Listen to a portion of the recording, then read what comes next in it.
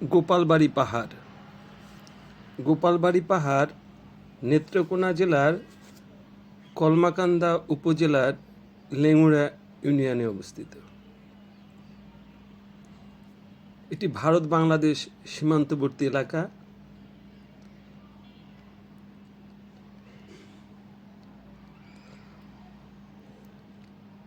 সীমানা পিলারের অবস্থানই বুঝিয়ে দেয় এলাকাটা কেমন। মেঘালয়ের কাঁটাতারের বেড়া দেখতে পাচ্ছেন, দূরে মেঘালয়ের উঁচু উঁচু পাহাড়।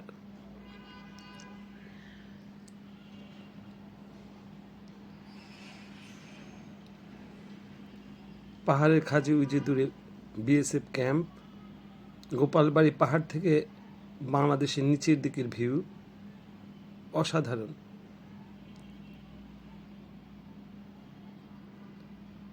এলাকাটি হাজং অধ্যুষিত। হাজং ছোট ছোট বাচ্চারা পাহাড়ের খাঁজে খেলছে, দৌড়াদৌড়ি করছে।